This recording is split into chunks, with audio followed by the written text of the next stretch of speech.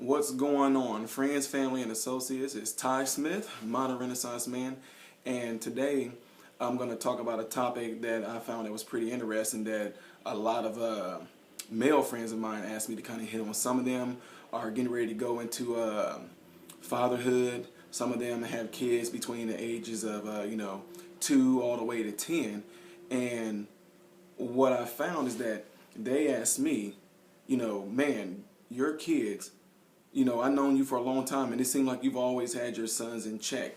What do you do? I can't control my son. I can't get him to do this. I can't get him to do that. And I don't want to sound like real rash, but it just blows my mind for me to even hear them say things like that to me, because I guess the way my sons are now, how I've always been as a dad, I just did not tolerate anything from my kid. So I think a lot of things that come into play is that society has kind of messed with people's mind on how to discipline their kids. I mean, if you look at a whole lot of old school shows, a lot of shows they showed that if a kid did something that they weren't supposed to, the parents would take them off, and you get all this sentimental music that starts playing, and they'll sit down and they'll, son, your mom and I really care about you. No, absolutely not. I didn't do any of that. I beat my kid's butt. And what I mean by that, just because I'm saying this, I don't want nobody to take that out of context. I'm not talking, when I say beat their butt, that's a term that's used amongst a lot of people. I don't mean that I beat them or anything like that. I mean that I spanked them. I spanked their butt. I used a belt. I used my hand. I used a paddle. That's what I did with my sons at a very young age. I started that when they were little. I'm talking to that age where kids start to be doing little things mischievous. So let me give you guys an example. Let's just say my son, 2 years old.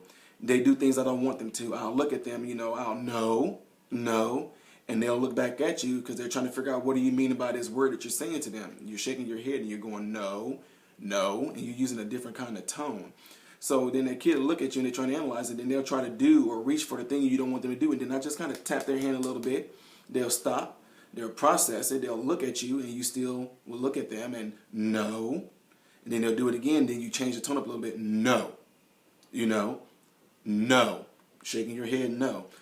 Your child is picking up on a few things when you do that. They're picking up on your tone, for one. It doesn't sound very inviting. Number two, they're seeing your head motion. And then three, they kind of try to process that. What do you mean by that? And if they go to do it again, which you don't want them to do, you give them a little bit more to where they kind of, they'll cry a little bit, but then they'll know, hey, every time I go and do that, I notice that my mom and my dad, their facial expression changed, their voice changed, and they shake their head no. And if I still proceed to do it, it ends up resulting in a little bit of pain. Now, like I said, I'm not talking about beating your kid. I'm talking about enough to get their attention to where they kind of, almost like you can see that you hit them good enough just to where it almost like it hurt their feelings that you did something to them. They felt a little bit of pain inflicted. Now, that's what I'm talking about at the early stage. So your child is picking up a whole lot of things. Kids at a young age, they ingest a whole lot. That's like the most crucial point of learning. So what a lot of people don't understand is that what you're doing, you're actually kind of forming behaviors that you want your child to pretty much do while they're developing from that age all the way up until, even until adulthood. So what's beautiful about that is that those behaviors that you're instilling in your child is going to become a part of who they are, a part of their character, to where they're just going to automatically do it as they get older. I've gotten numerous of comments about my sons. And yes, I'm bragging on my sons. They're good kids, but it was some work that was put into it. And actually, to me, in my opinion, it wasn't like it was hard work. It was just having to stay consistent and applying as a father yourself to being committed to your kids and disciplining them. And I'm not necessarily talking about, the spanking part of it.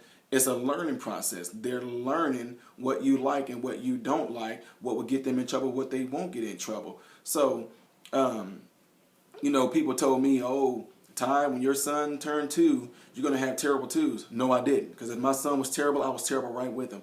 Oh, they're going to get to that stage where they're going to be, the Furious 5. I didn't have no Furious 5 because I put that flame out real quick. I'm just one of those dads. I just don't play around. And it's crazy to see that a lot of my friends that I talk to, I always say things like, it seems like I was a part of this last generation of old school, where they didn't mess around. I mean, I had some, especially some aunt in Tennessee. She know who she is. She can whip your butt, and she would use